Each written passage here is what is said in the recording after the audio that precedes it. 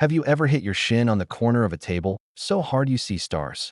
Or maybe you've burned your finger on a hot stove, the kind of pain that makes you snatch your hand back before your brain even registers the heat.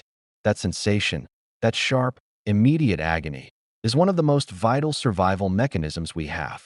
It's a built-in alarm system. It's what keeps us alive. Now, imagine a life where that alarm system is completely broken. Imagine a life without pain. Sounds like a superpower, right? It's not. It's a life in constant, mortal danger. This is the true story of Alex, a man born with congenital insensitivity to pain, or CIP, and how the one thing he couldn't feel almost took everything from him.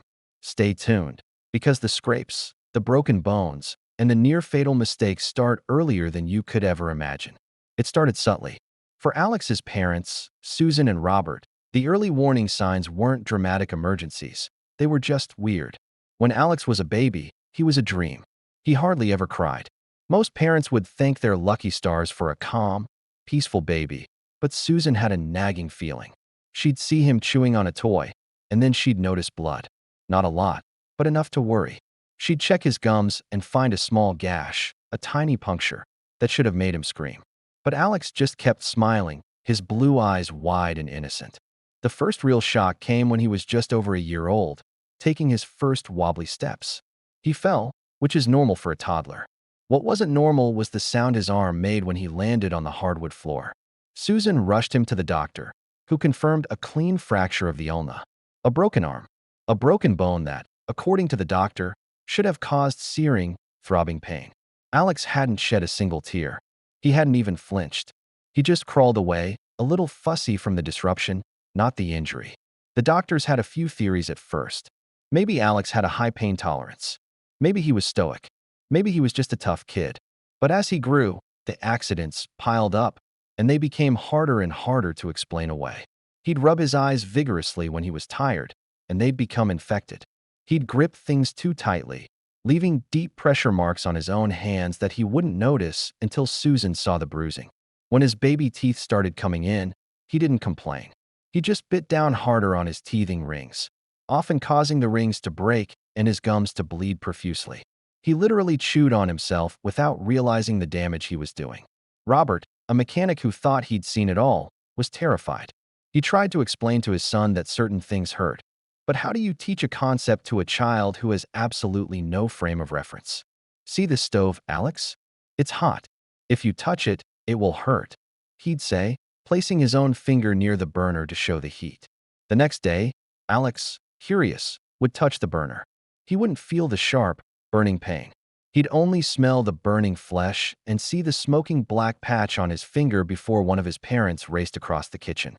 The medical term finally came when Alex was 3. Congenital insensitivity to pain, or CIP. A mouthful for a life-altering diagnosis. It meant Alex was normal in every other way.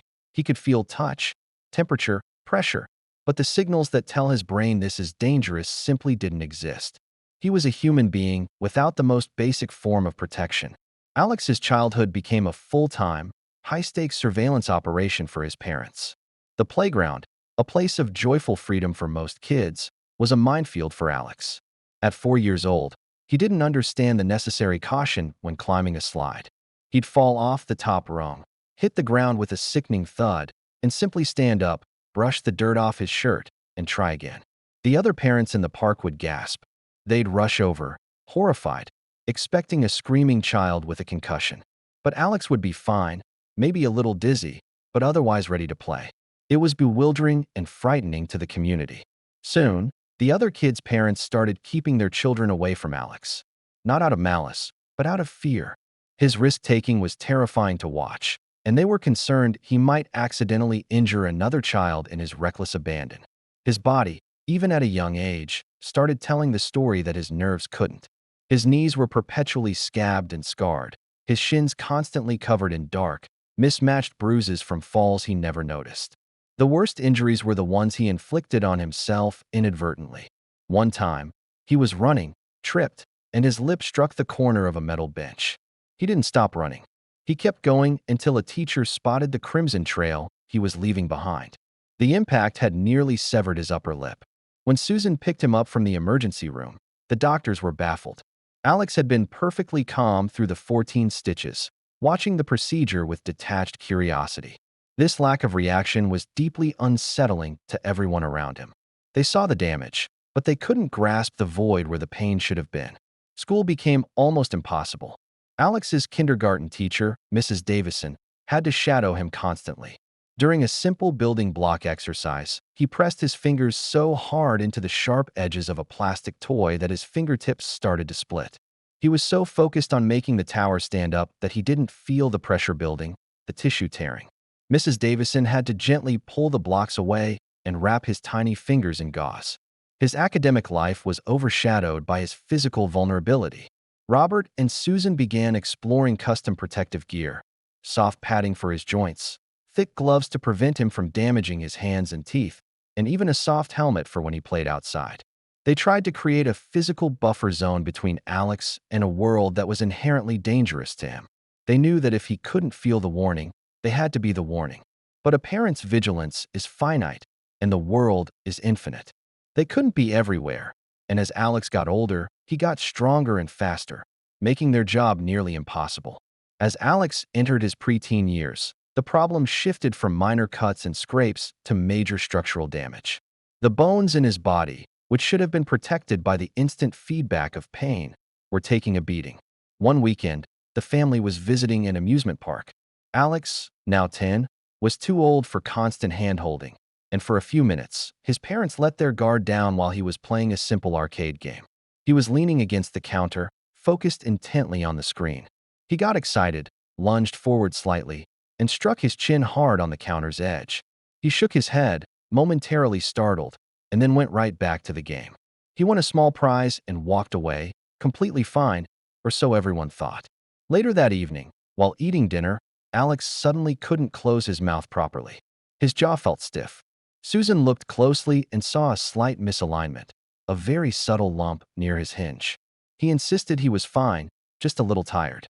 He chewed on one side of his mouth and swallowed his food without complaint. The next morning, the stiffness was worse, and the lump was more pronounced. A trip to the emergency room confirmed a fracture in his mandible, his jawbone.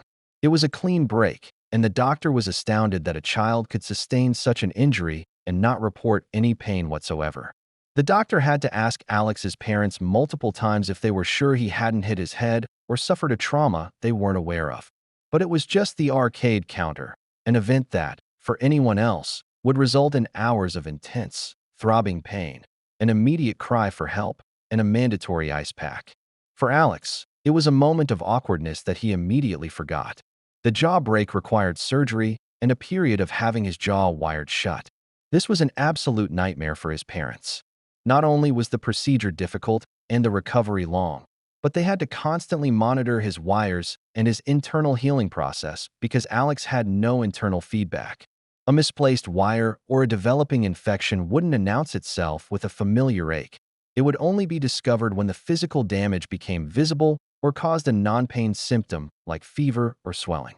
Furthermore, during his recovery, he kept playing with the wires in his mouth with his tongue, a habit that could have led to a severe infection, but which he found to be just a curious tactile sensation. It was a constant battle against his own obliviousness. Even worse, the force of the initial impact had loosened one of his adult molars, a tooth that would have to be pulled because it was damaged beyond saving. The loss of a permanent tooth at age 10 because of a minor bump underscored the brutal reality of his condition. His body was suffering, even when he wasn't. As Alex got older, the stakes didn't just rise, they changed. When he was a little kid, the danger came from external objects and clumsiness. As a teenager, the danger started coming from boredom and curiosity. When you can't feel pain, you lose the natural deterrent against dangerous exploration. Most kids wouldn't dare touch a cactus, jump off a roof, or put their hand in a vise. The inherent, instantaneous knowledge of that will hurt stops them. Alex didn't have that pause button. He only had the academic knowledge that this might cause physical damage, which frankly wasn't nearly as compelling as the curiosity of what will happen if I try this. When Alex was 15, he developed an interest in skateboarding.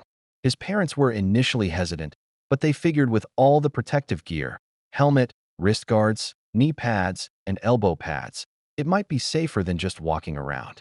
They were wrong. Alex approached skateboarding the way he approached everything, without fear of consequence. He didn't gradually learn to fall. He just fell. He'd attempt tricks that took professionals years to master on his very first day. He wasn't scared of a bad landing because a bad landing didn't send a jolt of pain up his leg. It just meant he was on the ground, needing to get up. One afternoon, his friend Marco watched in stunned silence as Alex tried to grind a rail that was far too high. Alex slipped, fell awkwardly, and his ankle bent at an angle that looked sickeningly wrong. Marco rushed over, screaming his name, convinced Alex had shattered his foot. Alex simply sat up, rubbed his ankle, and frowned.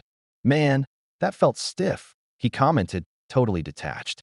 He tried to stand, and Marco physically had to hold him down. When they finally got him to the hospital, the X-rays showed multiple hairline fractures in his fibula and torn ligaments. The injury was severe enough to require a heavy cast and crutches for 3 months. The doctor was furious, not at Alex, but at the condition, marveling at how a young man could walk, or at least attempt to walk, on a leg that was fundamentally broken. This episode highlighted a new, terrifying reality for Susan and Robert. Alex wasn't just enduring pain. He was actively ignoring severe damage, turning potentially recoverable injuries into chronic disabilities. The danger wasn't the skate ramp. The danger was the absence of feeling that allowed him to continue playing on a broken leg. The most insidious killer for people with CIP isn't a single traumatic event. It's the slow, silent attack of secondary problems, especially infection. Pain is often the first symptom of something serious brewing internally, an appendix about to burst, a deep cut becoming septic, or a serious tooth abscess. For Alex, these red flags were invisible. When he was 17, he started having intermittent fevers and feelings of intense fatigue, which he dismissed as being run down from studying for finals. His parents noticed he had a slight swelling in his abdomen, which he hadn't complained about because, again, it didn't hurt. They rushed him to the ER, suspecting everything from food poisoning to a bad flu. After a battery of tests, the diagnosis was chilling: diverticulitis that had developed into a near-fatal case of peritonitis. Basically, a part of his large intestine had become severely inflamed and infected, and the infection was spreading into the lining of his abdomen. This is an excruciatingly painful condition for any normal person. It sends them doubling over in agony and rushing to the hospital immediately. For Alex, it was just a strange, low-grade discomfort, like a tight muscle, which he had endured for days. The surgeon told Robert and Susan that if they had waited another 24 hours, Alex likely wouldn't have survived. His body was on the verge of septic shock. He needed immediate, extensive surgery to clean out the abdominal cavity and remove the damaged section of the colon. The surgeon explained that Alex's lack of pain delayed diagnosis so long that the condition had reached a critical stage, putting incredible strain on his body's ability to fight off the infection. During the recovery, Alex struggled with the immobility and the restrictions, but he never complained about the large incision across his belly. He didn't feel the post-operative aches and throbs that plague most surgery patients. To him, the worst part of the experience was the terrible hospital food and missing his graduation party. His body had been on the brink of death, fighting a silent, desperate war, and Alex had been completely oblivious to the mortal danger he was in. One of the hardest lessons Alex had to learn wasn't about impact or internal disease. It was about heat and temperature. When you touch something hot, the instant "ouch" signal causes a reflex action to withdraw your hand before significant damage occurs. It's a fundamental part of the pain system. Alex felt the heat, but he didn't get the pain signal, meaning the reflex withdrawal didn't happen fast enough, or sometimes, not at all. This vulnerability became starkly apparent when Alex moved into his first apartment for college. He was trying to make ramen noodles on an electric stove. He was leaning over the pot, testing the heat of the water to see if it was boiling. He dipped his finger in, felt the intense heat, and because he didn't feel the accompanying agonizing burn, he kept it there a second too long, simply curious about the physical sensation. He pulled his finger out, saw the skin instantly blister and peel, and realized his mistake. It was a severe third-degree burn on his index finger, requiring a visit to the burn unit. The doctor performing the dressing changes was heartbroken, knowing that such a simple, everyday task had resulted in a devastating injury. A similar near disaster happened when he was taking a shower. Without the pain of scalding water, he could accidentally turn the hot water tap up too high. He'd feel the warmth intensify, maybe a slight tingling, but he wouldn't register the heat as tissue damaging until the skin on his back and shoulders started turning red and inflamed. His roommate, Mark, was the one who often noticed the faint pink coloration of Alex's skin after a shower and had to caution him to turn down the heat. It was a constant, exhausting vigil. Alex had to develop conscious habits to replace instinct, checking temperatures with the back of his hand, using thermometers for everything, and always being wary of the subtle signs of physical destruction that his body was failing to report. His life was turning into a series of conscious, safety-focused calculations, replacing the effortless, intuitive protection the rest of humanity takes for granted. As Alex moved into his 20s and began working, a new kind of crisis began to surface: deterioration. His body hadn't just healed from injuries, it had healed poorly. Pain is what forces us to rest and protect an injured joint or limb. Without that message, Alex had been walking on sprained ankles, lifting heavy objects with stressed wrists, and running on knees that had microfractures. The constant, unmonitored abuse led to a severe, premature form of degenerative joint disease, essentially crippling arthritis. By age 25, Alex had the joints of a 70-year-old construction worker. His knees were constantly swollen, his hips ached, and his spine was beginning to compress because he never used proper form when lifting or carrying things. He just relied on brute strength until something visibly broke. He needed to be checked routinely, not because he felt pain, but because the physical reality of his condition meant he was always one bad twist away from needing major surgery. The doctor, a kind orthopedic specialist named Dr. Chun, explained to him the concept of Charcot joint, a horrible complication of nerve damage where the joints essentially self-destruct. Dr. Chun showed Alex x-rays of his feet. His metatarsals looked like gravel, little broken pieces that had failed to fuse correctly after numerous unrecognized stress fractures. Alex was baffled. He walked normally, he ran sometimes, and yet his feet were literally falling apart inside his shoes. The only sign he had was a slight, intermittent stiffness. Dr. Chin put it simply: "Your pain signals are gone, Alex. But the physical damage is real.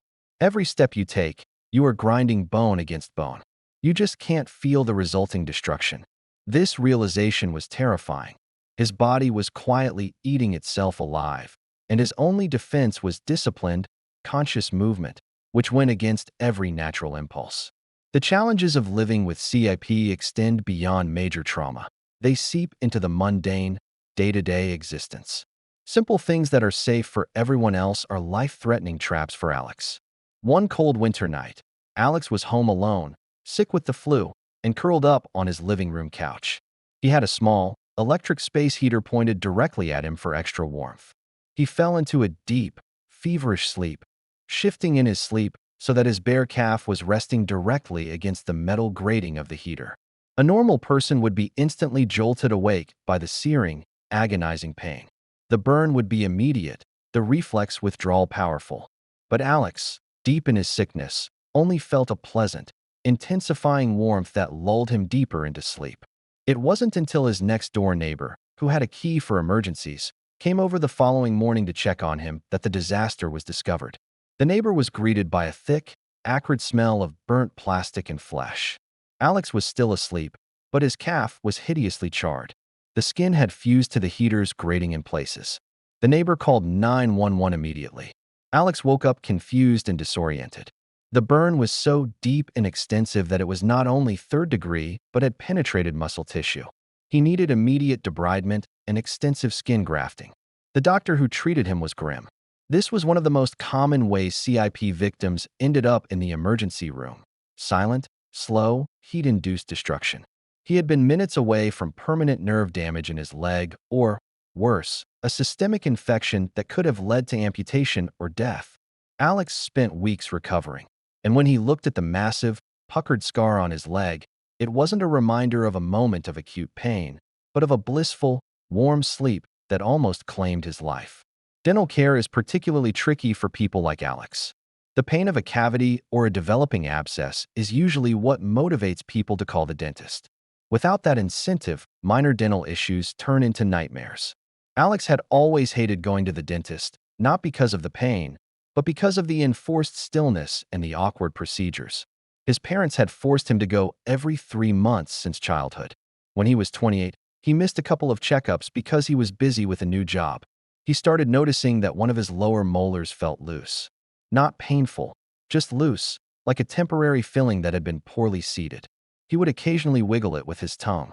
This slight physical sensation was the only warning sign he received.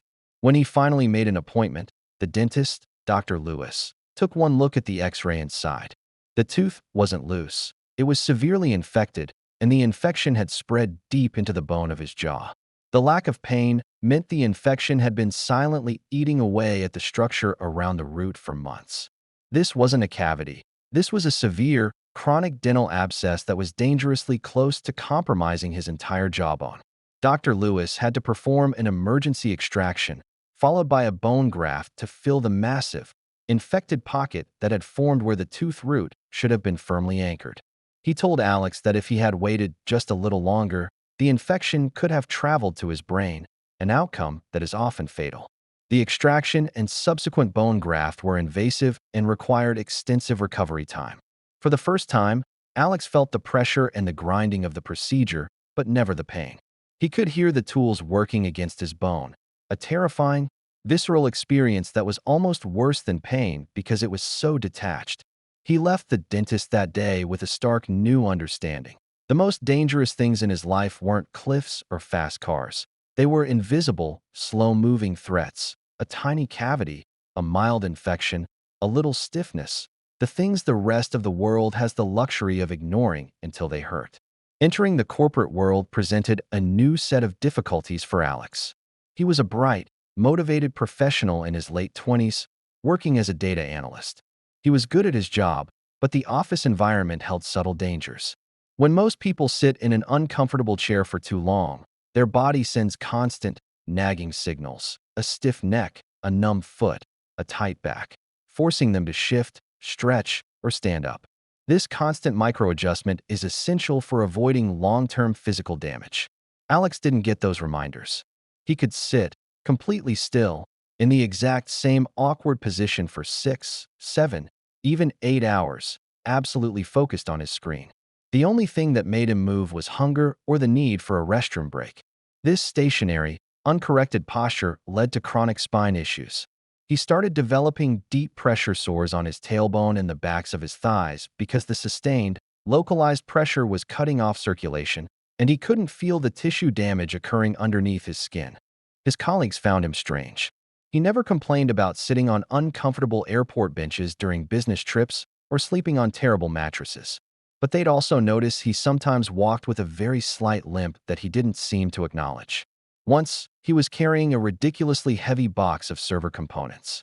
He didn't feel the strain or the tearing in his shoulder ligaments. He just focused on getting the box from point A to point B, eventually staggering from the effort.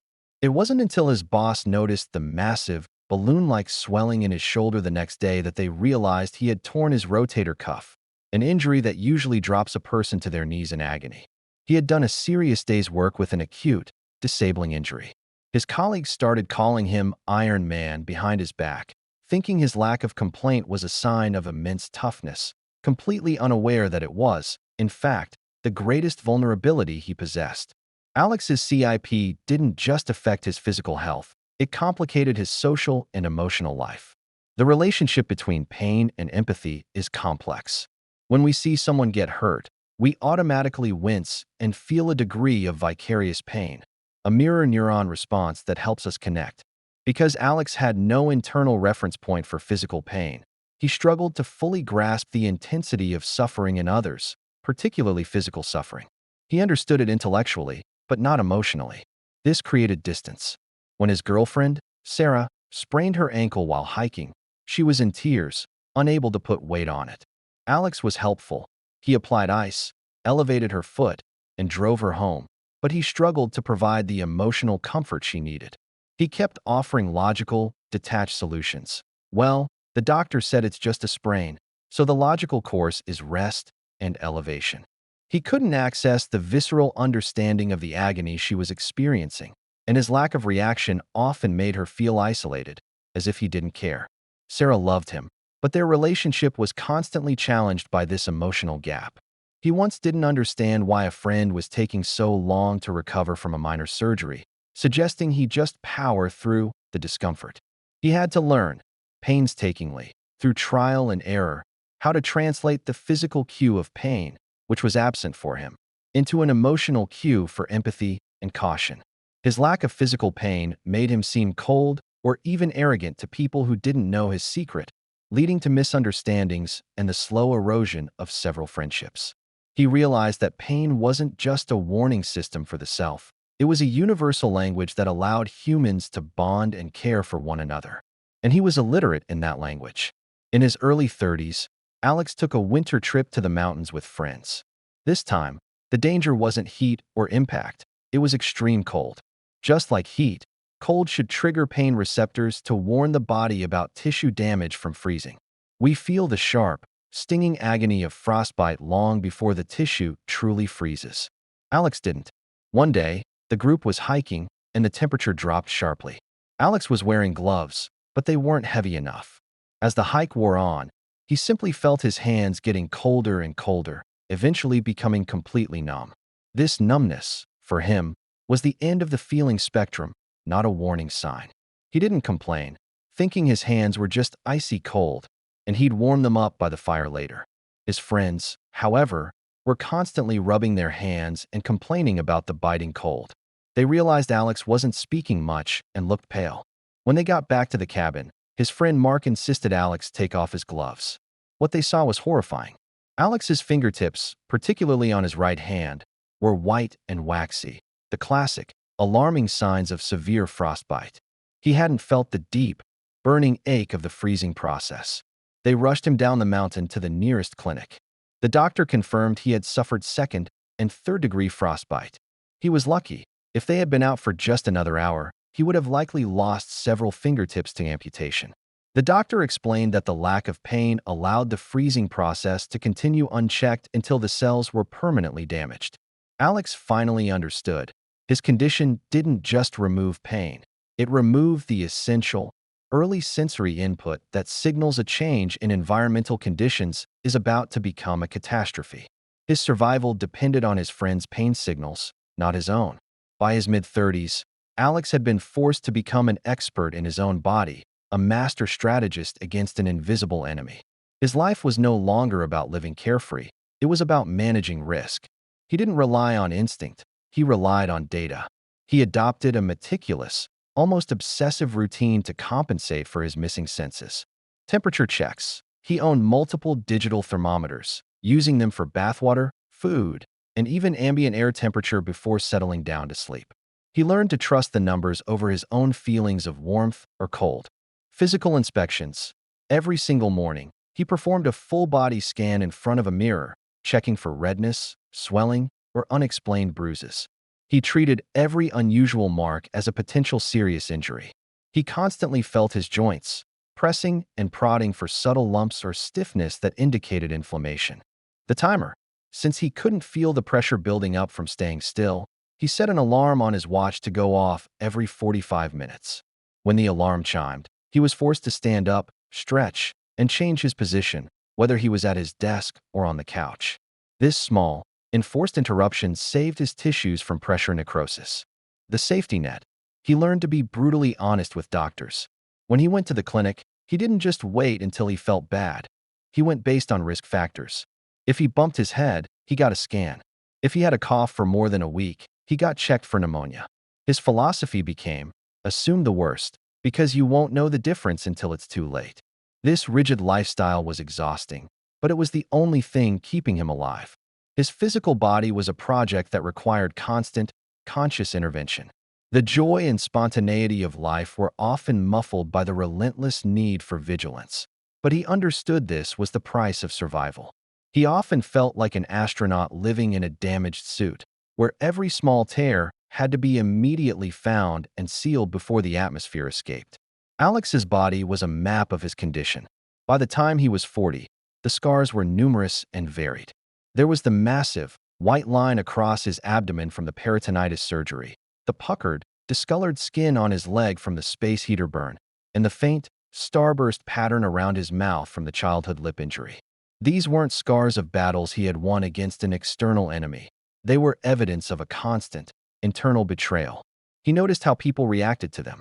Strangers would look at his burn scar with a mix of curiosity and pity, sometimes asking him what terrible accident he'd been in. He usually just offered a vague explanation, because the truth, "I slept too warm," sounded ridiculous. His scars didn't represent a moment of pain that he overcame. They represented the quiet, chronic damage that he didn't feel until the physical evidence was undeniable. One day, Sarah, who had finally come to terms with the emotional distance his condition created, traced the surgical scar on his stomach. She asked him, "Did you ever wish, just for 1 second, that you could feel the pain? Just so you'd know you were hurt?" Alex paused for a long time. He admitted that, as a kid, he sometimes wished he could feel the sting of a cut, just to understand why everyone else reacted so strongly. But as an adult, he realized that pain wasn't just a signal, it was a distraction. It was all-consuming. His silence wasn't a superpower, it was a heavy burden, demanding absolute mental clarity and focus. He couldn't afford the momentary madness that pain delivers. His life was a constant, low-level emergency, and in an emergency, panic is deadly. Alex's diagnosis of congenital insensitivity to pain was not a death sentence, but a life sentence of meticulous calculation. His 40s brought less dramatic, near-fatal accidents, replaced by the persistent, grinding reality of his musculoskeletal issues. He walked with a slight, stiff gait, the result of years of unrecognized damage to his joints. He had chronic back issues that required physical therapy and constant vigilance. He found peace in a career that required focus and minimal physical risk. He worked from home often, managing his environment precisely. He married Sarah, who became his most valuable ally. Not his caretaker, but his partner in vigilance, often reminding him to stretch or turn down the water temperature. They adopted 2 rescue dogs. Interestingly, Alex learned a lot about physical warning signs from his dogs. When one of them yelped or whined, he knew that sound represented the critical alarm signal he never received, and he reacted instantly.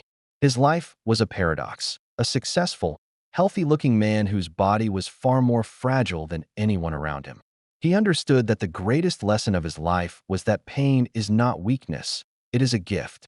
It is the essential blueprint for self-preservation, the simple, undeniable truth that allows us to survive the chaos of the world. Alex, the man, who couldn't feel pain, dedicated his life to teaching others about the supreme importance of that feeling, proving that sometimes the greatest act of survival isn't enduring agony, but recognizing the value of the signal you don't receive. He beat the odds not by being fearless, but by being the most cautious man in the room, constantly listening to the silence where the screams should have been. And that is the quiet, terrifying reality of a life lived without the most basic human protection. Alex's story reminds us that pain, that sharp, unwelcome sensation, is truly a miracle of evolution, a lifeline. It's the constant, undeniable reminder that we are fragile and that we need to be careful. Think about your own life. What small ache or twinge have you ignored today? Was it your body trying to tell you something important? Alex spent his life trying to rebuild a warning system that nature forgot to give him, proving that the absence of pain can be far more destructive than its presence. What surprised you the most about Alex's condition? Let us know in the comments below. We read every single one.